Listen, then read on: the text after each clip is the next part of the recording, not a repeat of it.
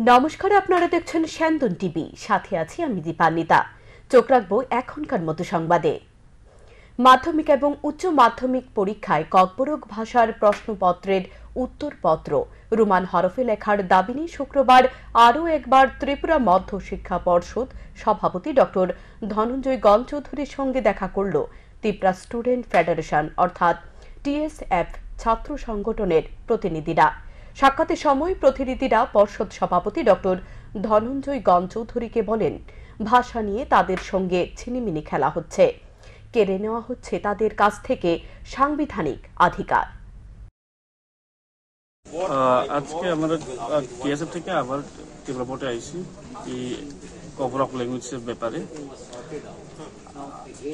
প্রেসিডেন্টের সঙ্গে কথা করার পর আমি এটাই জানে যে we already understand fundamental rights, যে স্টুডেন্টের fundamental rights, indigenous fundamental rights is under attack. The fundamental rights has been attack.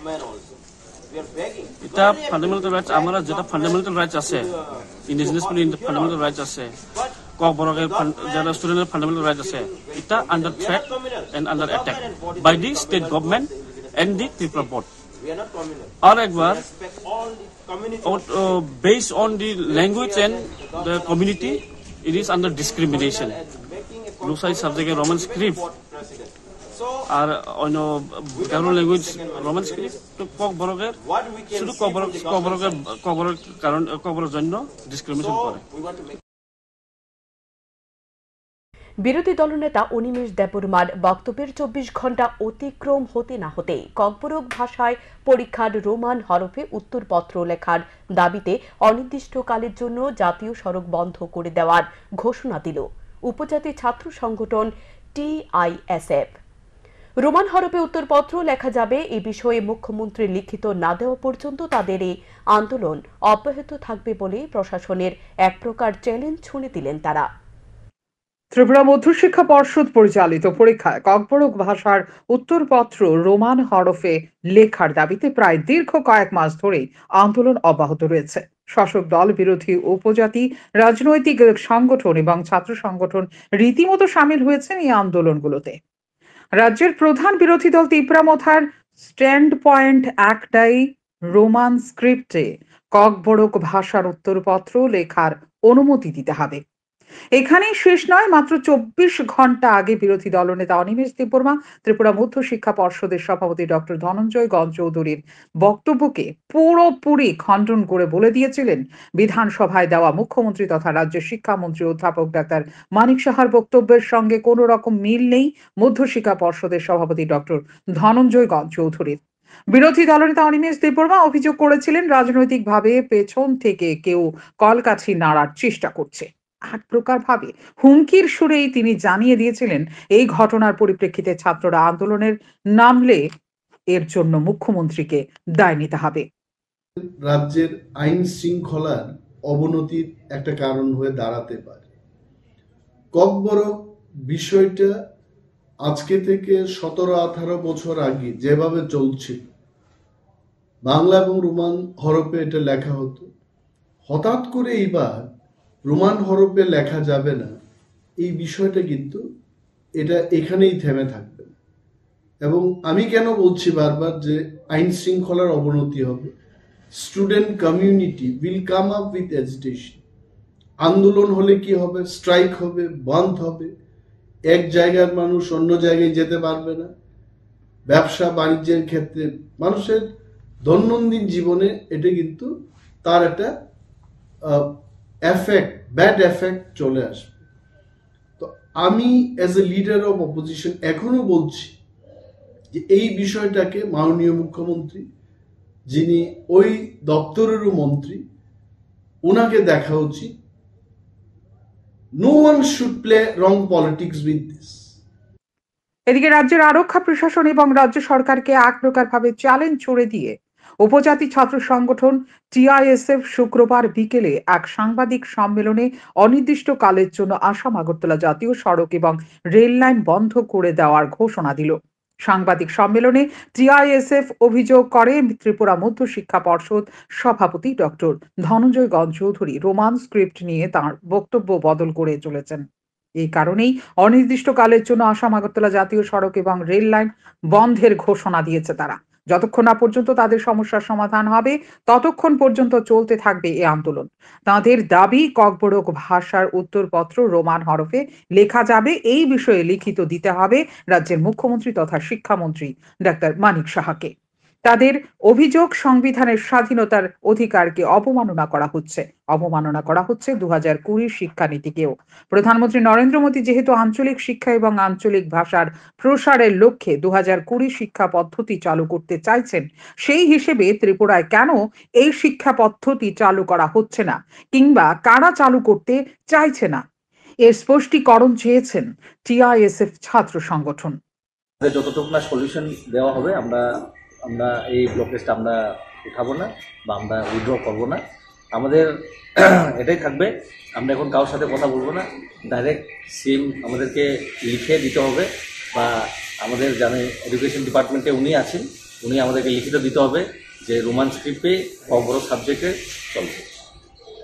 আর আপনারা দেখেন এখানে আমাদের সংবিধানে লেখা আছে freedom of speech and expression, এটার অবমাননা করা হচ্ছে। এডুকেশন সিস্টেম 2020-তে বলা হয়েছিল রিজনাল ল্যাঙ্গুয়েজে যার রিজনাল স্টেটের ভাষা দিয়ে লেখাপড়া করতে পারে, কিন্তু এখানে তো দুটারই অবমাননা করা হয়েছে। এর জন্যই আমরাও আমাদের, যেহেতু নরেন্দ্র মোদী এই যে স্কিমটা চালু করেছেন, ত্রিপুরাতে কেন চালু হতে পারছে আর কে চালু করতে চাইছেন, আমরা এটার জবাব চাই। আর আমাদের রোমান স্ক্রিপ্টে আমরা লিখতে হবে, আমরা এটার জন্যই থাকবো। আর এতটুকুই আপনাদের মাধ্যম দিয়ে আমরা জানিয়ে দিলাম, আমরা 12 তারিখ থেকে বন্ধ থাকবে রাস্তা, যে হাইওয়ে, যে লাইফলাইন থাকে ত্রিপুরা দিয়ে আলাদা স্টেটের জন্য বা কোনোখানে যাওয়ার জন্য। এই আজকে আমাদের তরফ থেকে এতটুকু জানানো হবে, যারা বিয়ে, এখন তো বিয়ের সিজন চলছে, বিয়ের গাড়িগুলোকে আমরা যেতে দেবো, অ্যাম্বুলেন্স যেতে দেবো, এছাড়া আর কোনো অফিস, আদালত, স্কুল আমরা কোনো কাকেই যেতে দেবো না।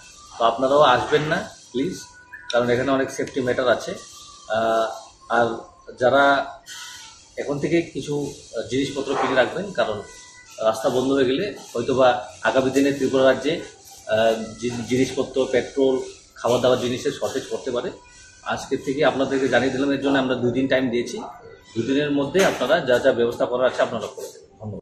বলা যেতেই পারে, লাইফলাইন অচল হয়ে পড়লে প্রভাব পড়বে রাজ্যের আর্থ ও সামাজিক ক্ষেত্রে। এবারে সকলেই তাকিয়ে মুখ্যমন্ত্রী ডাক্তার মানিক সাহার নেতৃত্বাধীন সরকারের দিকে। শান্তন টিভি।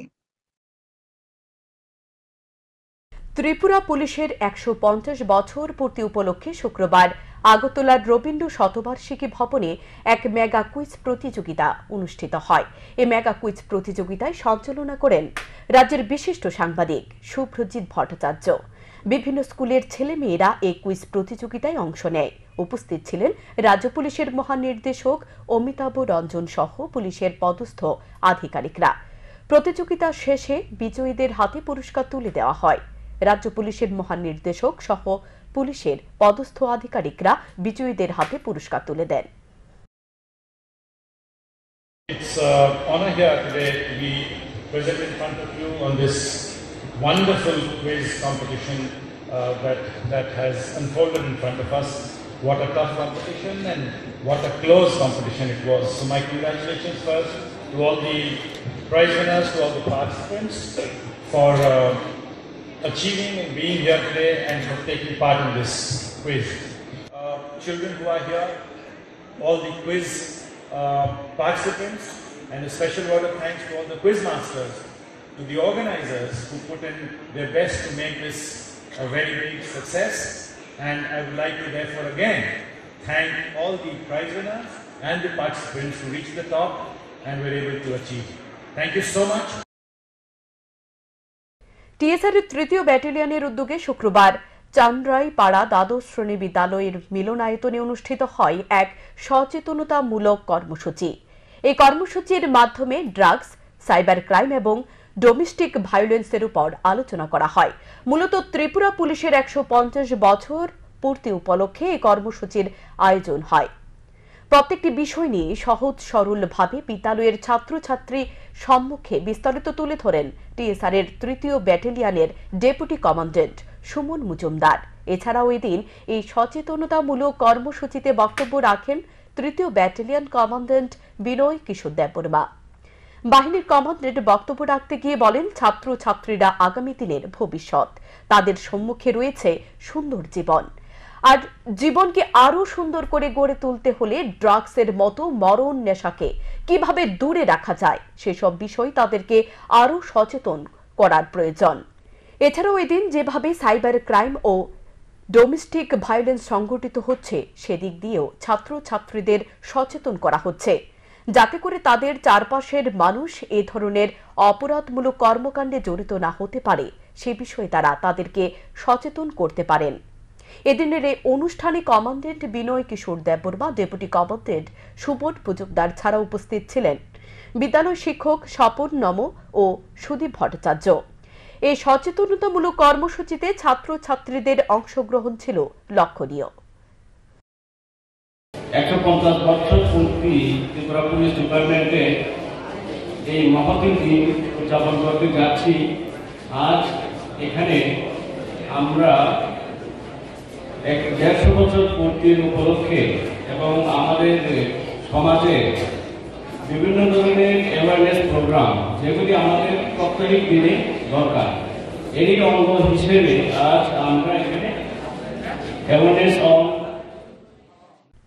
আগামী 16 ফেব্রুয়ারি সংযুক্ত কিষাণ মোর্চার দেশব্যাপী সাধারণ ধর্মঘটের ডাক দিয়েছে। সাধারণ মানুষের একাধিক জরুরি দাবি পূরণের জন্য এই ধর্মঘটের আহ্বান জানানো হচ্ছে। এই ধর্মঘটকে সফল করার জন্য শুক্রবার দেওয়াল লিখন কর্মসূচির আয়োজন করা হয় আগরতলার ধলেশ্বর এলাকায়। উপস্থিত ছিলেন সিআইটিইউর সাধারণ সম্পাদক শঙ্কর প্রসাদ দত্ত সহ পূর্ব আগরতলা অঞ্চল কমিটির সদস্যরা। সিআইটিইউর সাধারণ সম্পাদক শঙ্কর প্রসাদ দত্ত জানিয়েছেন, দেশের শ্রমজীবী অংশের মানুষ, কৃষক, খ্যাতমজুর সহ বেকার যুবক যুবতী এবং দেশের নারীদের আজ ভীষণ জ্বালায় জর্জরিত। মোদী সরকারের আমলে কেউ প্রতিবাদ করার সাহস পাচ্ছে না। এই অবস্থায় আন্দোলন সংগঠিত করা ছাড়া অন্য কোনো বিকল্প পথ খোলা নেই। শ্রমজীবী অংশের মানুষ কাজ পাচ্ছে না, যারা কাজ করছিলেন তারা বেকার হয়ে যাচ্ছেন, কমে যাচ্ছে মজুরি।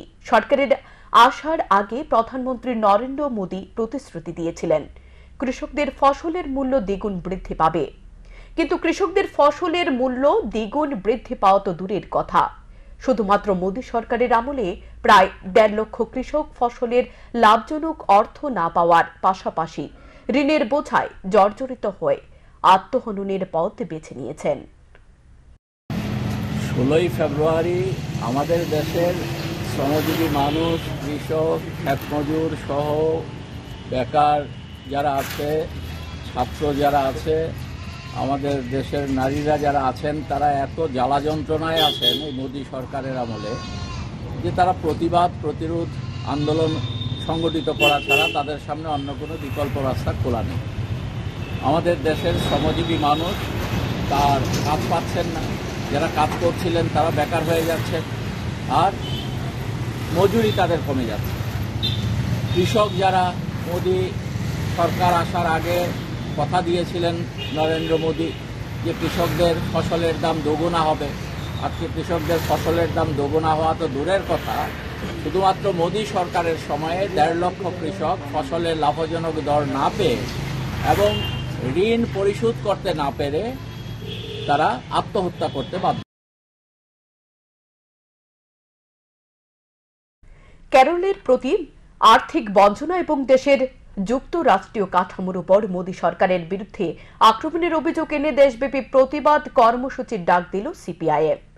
এর অঙ্গ হিসেবে কমলপুর মহকুমা কমিটির উদ্যোগে জামথুম বাজারে 2 ঘণ্টার গণ অবস্থান এবং মিছিল সংগঠিত হয়। এই গণ অবস্থানে উপস্থিত ছিলেন সিপিআইএম রাজ্য সম্পাদক মণ্ডলীর অন্যতম সদস্য পবিত্র কর, ছিলেন কমলপুর মহকুমা কমিটির সম্পাদক অঞ্জন দাস প্রমুখ। বক্তব্য রাখতে গিয়ে সিপিআইএম এর রাজ্য সম্পাদক মণ্ডলীর অন্যতম সদস্য পবিত্র কর বলেন, রিজার্ভ ব্যাংক অব ইন্ডিয়ার রাষ্ট্রীয় অর্থ সংক্রান্ত সর্বশেষ রিপোর্ট অনুসারে কেন্দ্রীয় সরকার কেরলের প্রদত্ত আর্থিক সহায়তা ব্যাপক হারে হ্রাস করছে। তিনি কেরলের প্রতি মোদী সরকারের বিরুদ্ধে প্রবল অসহযোগিতার অভিযোগ আনেন। সারা ভারত মহিলা কংগ্রেসের উদ্যোগে মহিলাদের ন্যায় পাইয়ে দেওয়ার জন্য এক কর্মসূচি হাতে নেওয়া হয়েছে। এই কর্মসূচির অংশ হিসেবে শুক্রবার বিকেলে ত্রিপুরা প্রদেশ মহিলা কংগ্রেসের উদ্যোগে ন্যায় যাত্রা সূচির সূচনা করা হয়। মূলত রাহুল গান্ধীর হাতকে শক্তিশালী করার জন্য তাদের এই প্রয়াস। কংগ্রেস ভবনে সেদিন এই কর্মসূচির উপস্থিত ছিলেন ত্রিপুরা মহিলা কংগ্রেস সভানেত্রী সর্বাণী ঘোষ চক্রবর্তী। নারী ন্যায়ের উপর আমাদের প্রিয় রাহুল গান্ধী যে ভারতের জন্য ন্যায় যাত্রা শুরু করেছেন, সেটা সমস্ত ধরনের মহিলা এবং যুবক, ছাত্র সবাইকে নিয়ে শ্রমজীবী মানুষদের সবার সাথে মিলিত হচ্ছেন। উনি চাইছেন সবাইকে ন্যায় পাইয়ে দেওয়ার জন্য লড়াই জারি রাখছেন। তার সাথে ত্রিপুরা রাজ্যে আজকে আমরা কিছুদিন আগেই মহিলা কংগ্রেসের স্টেট কমিটির তরফ থেকে একটা প্রেস কনফারেন্স করা হয়েছিল। এখন আমাদের নারীদের এবং মহিলাদের পাশে থাকার রক্তাক্ত অবস্থায় এক গৃহবধূ উদ্ধার। আশঙ্কাজনক অবস্থায় এই গৃহবধূর চিকিৎসা চলছে আগরতলা জিবি হাসপাতালে। এই গৃহবধূর নাম লক্ষ্মী দেববর্মা। পুলিশ আটক করেছে স্বামী উত্তম দেববর্মাকে। বৃহস্পতিবার রাতে তেলিয়ামুড়া মহকুমার অগ্নি নির্বাপক দপ্তরের কাছে খবর আসে শালবাগান এলাকায় এক গৃহবধূ রক্তাক্ত অবস্থায় পড়ে রয়েছে। অগ্নি নির্বাপক দপ্তরের কর্মীরা ঘটনাস্থলে ছুটে গিয়ে রক্তাক্ত অবস্থায় গৃহবধূকে উদ্ধার করে তেলিয়ামুড়া মহকুমা হাসপাতালে নিয়ে আসে। প্রতিবেশী এক গৃহবধূ জানিয়েছেন, এই রক্তাক্ত গৃহবধূর নাম লক্ষ্মী দেববর্মা, বয়স ৪৫, বাড়ি শালবাগান এলাকাতেই। বাড়ির পেছনে একটি জায়গা থেকেই এই গৃহবধূকে উদ্ধার করা হয়েছে রক্তাক্ত অবস্থায়। কিভাবে এই ঘটনাটি ঘটেছে তা অবশ্য তিনি নিশ্চিত করে কিছু বলতে পারেননি। শালবাগানে একটা একজন মেয়ে লোক আর কি রক্তাক্ত অবস্থা পড়ে রয়েছে, তো আমরা ওইখানে গিয়ে উদ্ধার করে নিয়ে আইছি। কোন জায়গাতে? এটা শালবাগানে। কোন বাগানে বলতে ওই রাস্তার পাশে না, ওই পাড়া আছে। মুঙ্গিয়াগামী শালবাগান। হ্যাঁ, মুঙ্গিয়াগামী শালবাগান। নাম কি? নাম হয়েছে লক্ষ্মী দেববর্মা, ৪৫ বছর, ওয়াইফ অফ উত্তম দেববর্মা। ওনারা কি বাগানেই পড়ে থাকতে দেখছেন? বাগান না, এই পাড়াটার নাম আর কি শালবাগান। শালবাগানে কোন জায়গাতে পাইছেন আপনি? রুটের লোকে না রুটে? না না, ওই পাড়াতে ঢুকছি আমরা। হ্যাঁ, কিতা বুঝতেছেন কি হইতে পারে? ওইখানে তো একজন প্রতিবেশী আমরা নিয়ে আইছি আর কি, কইতাছে সন্ধ্যা সময় দেখছে, কিভাবে কিছু কইতে পারতাছে না। আমরা ওই কইতে না সার করতে পারে না, কি তা যেন হইছে। আমরা খালি বাইতেছি, দেখছিলাম, আমরা ওই বাইত নাই। কি নাম তাইনে? তাইনে লক্ষ্মী দেববর্মা। কোনানে বাড়ি? কোনানে বাড়ি চাকমাগা শালবাগানে। তো কোনানে পড়ে রয়েছে? কোনানে রাস্তার লোকের বাইছে। প্রাথমিক চিকিৎসার পর তেলিয়ামুড়া মহকুমা হাসপাতালের চিকিৎসকরা আশঙ্কাজনক অবস্থায় থাকা এই গৃহবধূর উন্নত চিকিৎসার জন্য তাকে পাঠিয়ে দেয় আগরতলা জিবি হাসপাতালে। মুঙ্গিয়াকামী থানা সূত্রে খবর, পারিবারিক ঝামেলাকে কেন্দ্র করে এই ঘটনা। গৃহবধূ লক্ষ্মী দেববর্মা তার স্বামীর আক্রমণের শিকার। মুঙ্গিয়াকামী থানার পুলিশ আটক করেছে স্বামী উত্তম দেববর্মাকে। স্যান্দন টিভি। পুলিশ সেজে বাইক চুরি করার ফন্দি আঁটল চোরেরা। ঘটনা বিশালগড় থানার অন্তর্গত নদীলাক এলাকায়। স্থানীয়দের তৎপরতায় বাইক চুরি না করে পালিয়ে গেল চোর। বৃহস্পতিবার রাতে বিশালগড় মহকুমার নদীলাক এলাকায় টিআর 01K 6305 নম্বরের একটি বাইক একটি নির্জন জায়গায় লুকিয়ে রাখা ছিল। স্থানীয় এক যুবক এই বাইকটি দেখতে পেয়ে এই বাইকটিকে নিয়ে আনে তার নিজের হেফাজতে। পরবর্তী সময় পুলিশ সেজে এক বাইক চোর এই বাইকটিকে নিয়ে যেতে এলে স্থানীয় যুবকটি বাধা দেয় এবং পুলিশের কাছে ফোন করে। সুযোগ পেয়ে পালিয়ে যায় সে চোরটি। রাতের বেলায় অন্ধকার হওয়ায় কেউ চোরটিকে ধরতে পারেনি। পুলিশ পরিচয় দিয়া একজন আইসে বাইকটা নিত আর কি, তো আমরা পিএসতে আইসি, দুজন চোর আইসে এদিকে। তো তখন আমি কইছি যে বিশাল করে আমি পিএস ফোন করছি, এটা কারণে তাই দৌড় দিয়েছে আর কি, তাই ধরে পাইছি না আর কি। বাইকটা ফালাই গেছে আর কি। এখন আমরা পুলিশের কাছে। কোন জায়গাতে বলো না? বিশালগড় নদীলাক। প্রথমে নিয়ে আয়া ওই আমরা দিয়ে পূজা হয়েছিল, এটা দিয়ে ধাক্কা রেখে গেছে আর কি। তো আমি তারপরে বাইকটা আমি বাড়িতে আনছি, এরপরে হঠাৎ করে একজন লুকাই এখন আমি বিশালগড় পিএস থেকে আইসি, এদিকে দুজন চোর আইসে। এটা কারণে আমি কইছি এদিকে আমি পিএসও ফোন করছি, তারা আইতাছি। এটা কারণে তাই দৌড় দিয়েছে আর কি, তাই পাইছে। তো বাইকটা ওখানে আমরা বাড়িতে রাখছি, ওখানে পিএসও ফোন করার পর তারা আইসে। পরবর্তী সময় বিশালগড় থানার পুলিশ ঘটনাস্থলে এসে বাইকটিকে উদ্ধার করে নিয়ে যায়। পুলিশ এই ঘটনা তদন্ত শুরু করেছে। তবে পুলিশ সেজে এই মুহূর্তের চোরের দল চুরি করার যে অভিনব কায়দায় আশ্রয় নিয়েছে, এই ঘটনাতেই সেটা প্রমাণিত হয়ে গেল। শান্তন টিভি। বিশালগড় থানার পুলিশের জালে ধরা পড়ল এক কুখ্যাত নেশা কারবারি। ধৃত এই নেশা কারবারির নাম নিবাস দাস। বৃহস্পতিবার রাতে বিশালগড় মহকুমা শাসকের কার্যালয় সংলগ্ন মুড়াবাড়ি এলাকায় নিবাস দাসকে তার নিজ বাড়ি থেকে গ্রেপ্তার করেছে পুলিশ। বিশালগড় থানার ভারপ্রাপ্ত আধিকারিক কপিল পাল জানিয়েছে, গত 28 জানুয়ারি বিশালগড় নোয়াপাড়া এলাকার কুখ্যাত নেশা কারবারি আয়ুব থানার বাড়িতে গোপন খবরের ভিত্তিতে অভিযান চালিয়ে 35 গ্রাম হেরোইন উদ্ধার করে পুলিশ। এই ঘটনার পরিপ্রেক্ষিতে বিশালগড় থানার ঘটনা তদন্তে নামে। এই ঘটনায় নিবাস দাসের নাম জড়ায়। দীর্ঘদিন গান হাঁকা দিয়ে থাকলেও শেষ রক্ষা হল না বৃহস্পতিবার। পুলিশ নিবাস দাসকে তার বাড়ি থেকে গ্রেপ্তার করে নিয়ে আসে থানায়। নিবাস দাস, বাবার নাম সনফ লেট শুক্লাল দাস, বাড়ি মুড়াবাড়ি। সে আমাদের এনডিপিএস কেস নাম্বার 5/2024 ওয়ান্টেড ছিল। তো আজকে আমরা একটা সিক্রেট ইনফরমেশনের ভিত্তিতে আমরা মুড়াবাড়িতে রেড করেছি। তাকে একটা জায়গাতে আমরা ধরতে পেরেছি। তো আজকে আমরা তাকে অ্যারেস্ট করেছি। কালকে কোর্টে ফরওয়ার্ড করব। সে কি ব্যবসা করতো? সে ব্রাউন সুগার ব্যবসা করতো। তার নাম নিবাস দাস। তার বিরুদ্ধে কি মামলা নেওয়া হয়েছে? তার বিরুদ্ধে মামলা নেওয়া হয়েছে 2024 Bishalgarh PS case number 5 under section 22B/25/29 NDPS অ্যাক্টে মামলা নেওয়া হয়েছে।